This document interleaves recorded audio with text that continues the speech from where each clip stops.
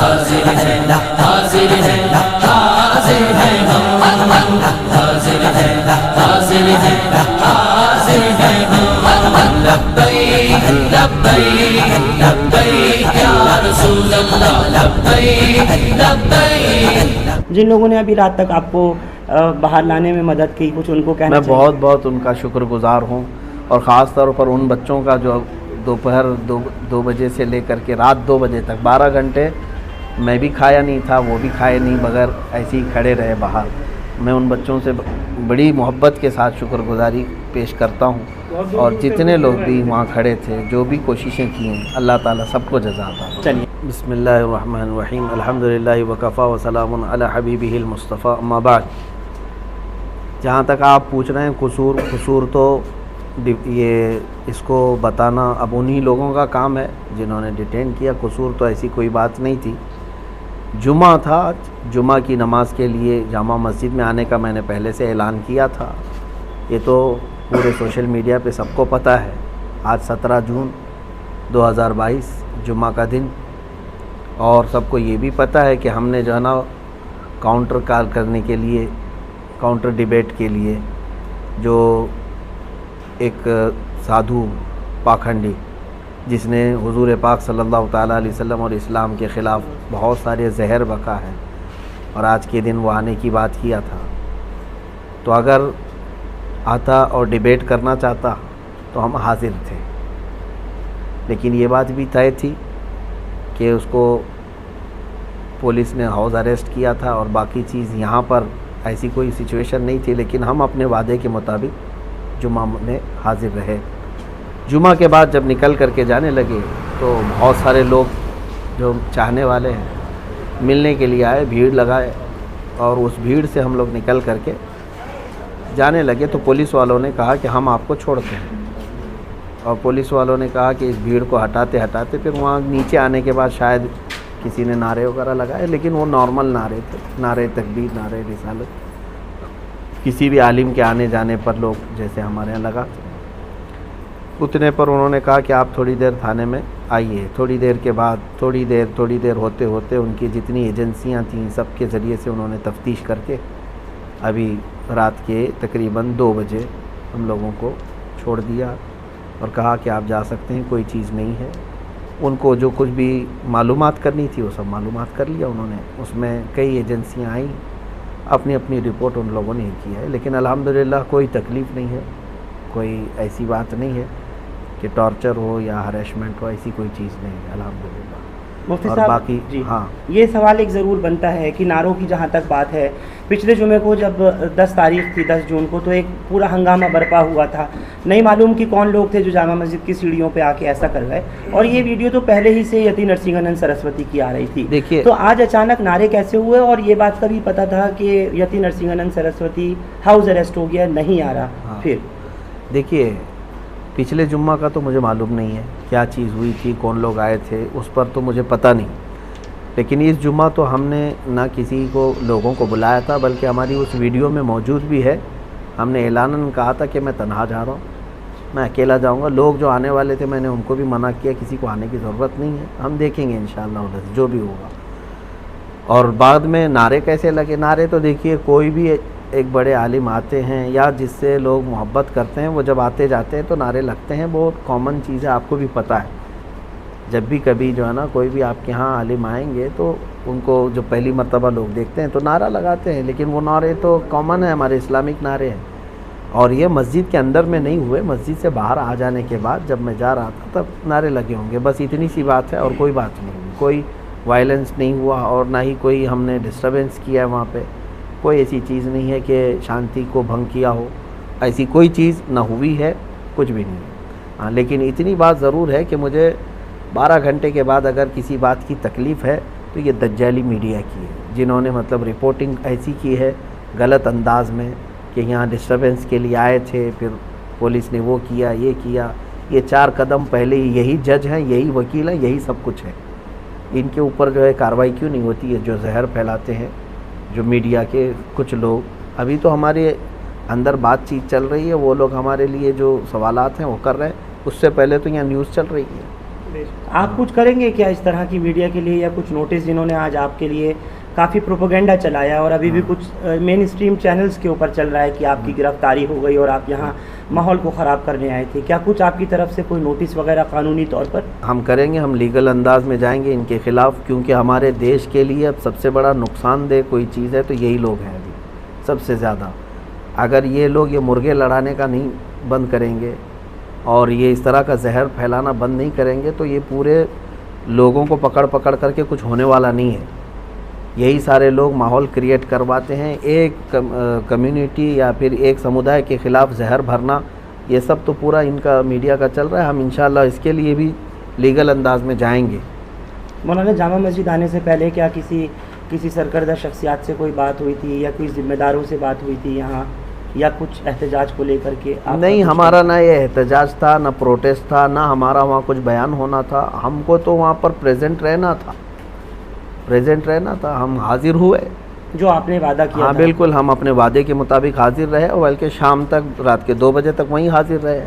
हाँ, हम तो इस बात में आए थे। बाकी जहाँ तक बात है सरकर्दा शख्सियत सबके इल्म में है और सारे लोग अल्हम्दुलिल्लाह दुआएं भी दे रहे हैं, सपोर्ट में भी हैं। उन्होंने थाने में किस तरह के आपके साथ में कोई किसी तरह की बदसलूकी दिल्ली पुलिस ने, आईबी ने, स्पेशल ब्रांच ने या क्राइम ब्रांच ने, कुछ वो भी बताएं इन 12 घंटों की बात दर्शकों को, क्योंकि लोग आपका बहुत इंतज़ार कर रहे हैं सुनने और देखने के लिए। नहीं, किसी ने भी नहीं।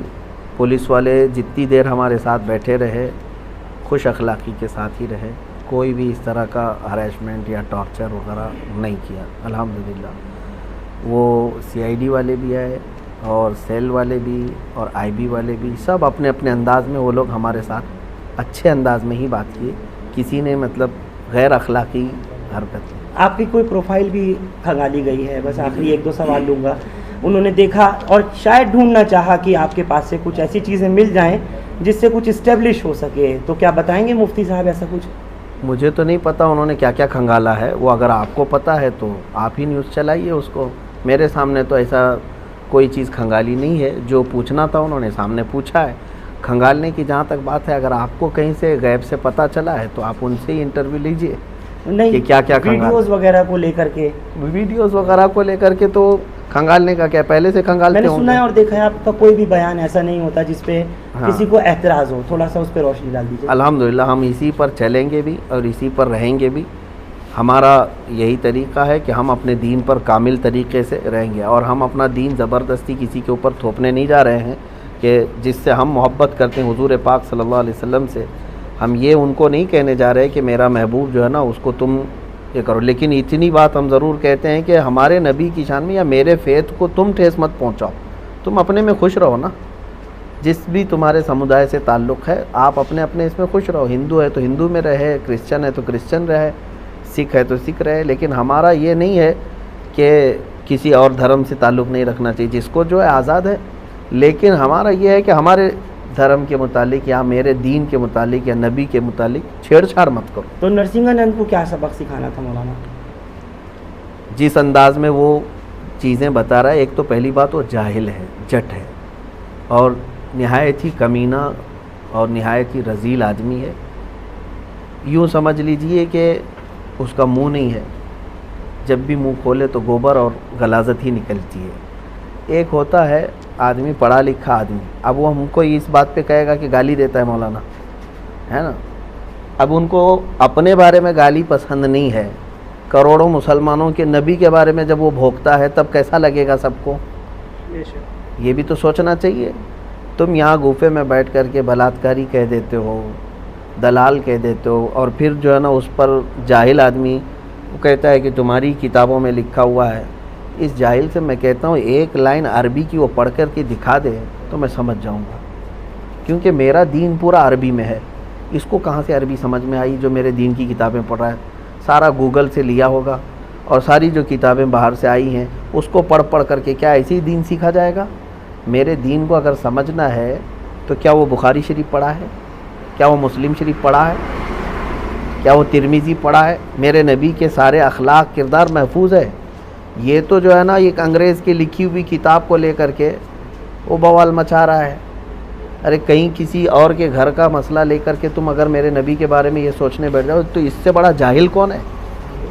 हम तो यही बताना चाहते हैं इसके पीछे कोई प्रोपेगेंडा या कुछ बिल्कुल आपको प्रोपेगेंडा साजिश लग रही है सरकारों की, चाहे वो यूपी सरकार हो या फिर केंद्र सरकार हो, मोदी योगी की? अब ये सारी चीज़ें देखो, खामोश रहना और इन तमाम मामलात पे चुप्पी साधे रहना, ये भी तो एक मसला है ना कि इन तमाम चीज़ों पर हम तो बार बार यही कहते हैं कि जहाँ से गलाजत निकल रही उसको रोक दो तो बाकी सब शांति।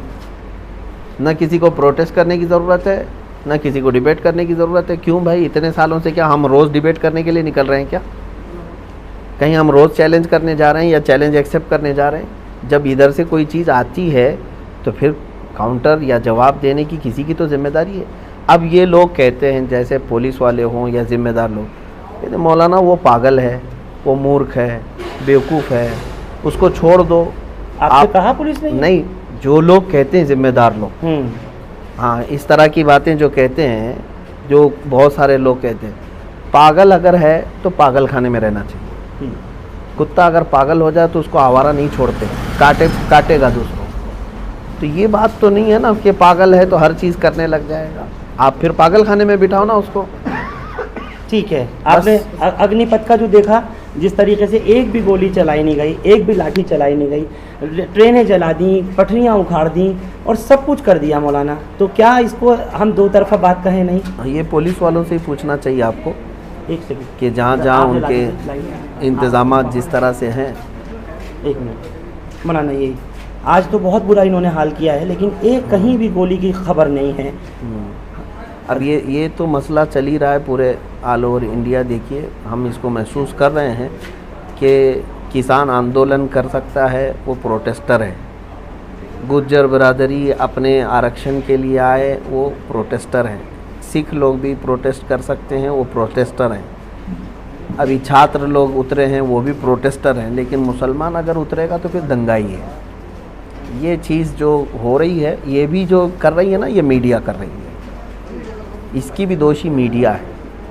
मैं अब इसका ब्लेम जो है ना किसी और के ऊपर नहीं डाल रहा हूँ, मीडिया बना करके इस तरह दिखाती है। दोनों चीज़ें तो आप ही के हाथ में है ना, एक तो वो प्रोटेस्ट बता रहे और एक को दंगा बता रहे, ये सारी चीज़ें, जबकि दोनों वही चीज़ चल रही है। जिन लोगों ने अभी रात तक आपको बाहर लाने में मदद की, कुछ उनको कहना मैं बहुत बहुत उनका शुक्रगुजार हूँ, और ख़ास तौर पर उन बच्चों का जो दोपहर 2 बजे से लेकर के रात 2 बजे तक 12 घंटे मैं भी खाया नहीं था, वो भी खाए नहीं, बगैर ऐसे ही खड़े रहे बाहर।